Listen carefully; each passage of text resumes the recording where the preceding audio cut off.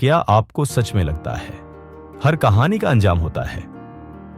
Welcome to the lost tube, जहां हम ढूंढते हैं वो कहानियां जो या तो भूल दी गई हैं या फिर जानबूझकर छुपा दी गई हैं। From the shadows of India to the secrets of America, it's time to uncover the unseen truth. एक छोटे से शहर की बस अड्डे पर एक बूढ़ा इंसान रोज दिखाई देता था। उसके कपड़े मैले थे, हाथों में एक फटा हुआ कटोरा और चेहरे पर झुकी हुई उम्मीद। वह वहां से गुजरने वाले मुसाफिरों से कुछ सिक्के मांगकर अपना गुजारा करता था। हर दिन वही दोहराव, वही खालीपन।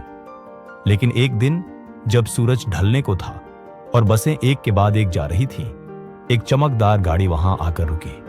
उसमें से उतरा एक नौजवान, स्मार्ट कपड़े, आंखों में आत्मविश्वास और चाल में रफ्तार। वह बूढ़े व्यक्ति के पास से गुजर रहा था कि बूढ़े ने अपनी झुकी आवाज में कहा, बेटा कुछ मदद कर दो। नौजवान रुका, उसकी आंखों में झांका और बोला, तुम हर दिन मांगते हो, कभी कुछ दिया भी है? बूढ़ा मुस्कुराया नहीं, सिर्फ इतना बोला, साहब मैं तो खुद जिंदगी से उधार पर जी रहा हूं, किसी को क्या दे सकता हूं। उस व्यक्ति ने मुस्कुराकर कहा, अगर तुम्हारे पास देने को कुछ नहीं तो लेने का भी अधिकार धीरे धीरे खत्म हो जाता है। जीवन एक लेन देन है।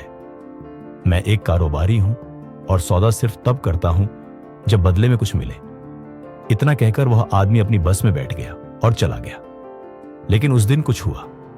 उस आदमी की कही बातें जैसे बूढ़े के सीने में उतर गई। पूरी रात वह करवटें बदलता रहा, सोचता रहा, क्या सच में उसके पास कुछ देने को नहीं? क्या वाकई वो इतना खोखला है? पर फिर दिमाग में एक जुगनू सी रोशनी जगी। क्या मैं कुछ ऐसा दे सकता हूं जो कीमत में न सही, भावना में अनमोल हो? सुबह होते ही वह व्यक्ति बस अड्डे के पीछे की बगिया में गया।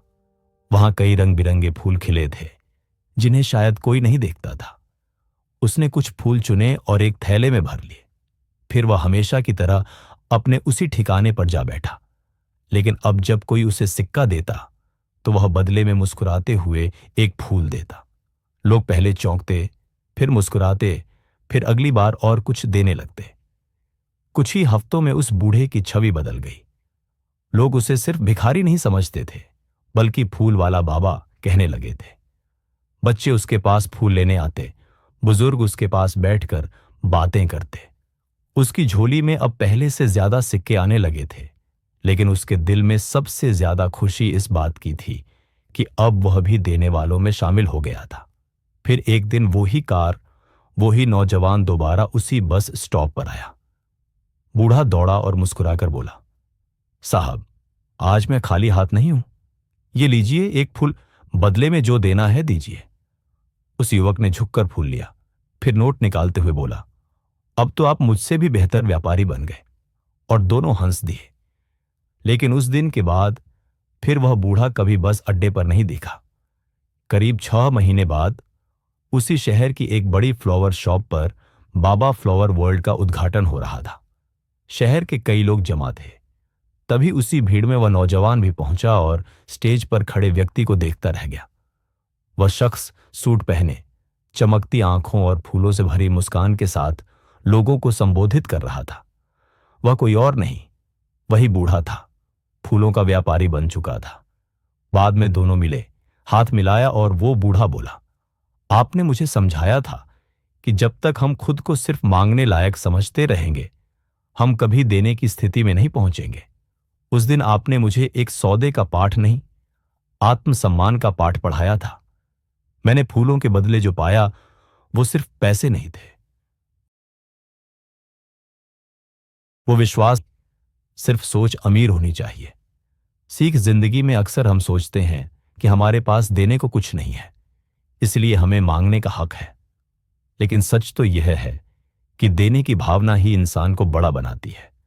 जब हम देना शुरू करते हैं, चाहे वह मुस्कान हो, फूल हो या ज्ञान, तो वही लौटकर हमारे जीवन में बड़ा बदलाव लाता है।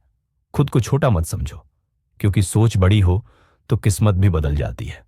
जो सुना वो सिर्फ कहानी थी, जो देखा शायद सच था, but the truth it's still lost somewhere. This is the Lost Tube. Subscribe करो, शेयर करो और हमारे साथ मिलकर उस सच को ढूंढो जो दुनिया भूल चुकी है।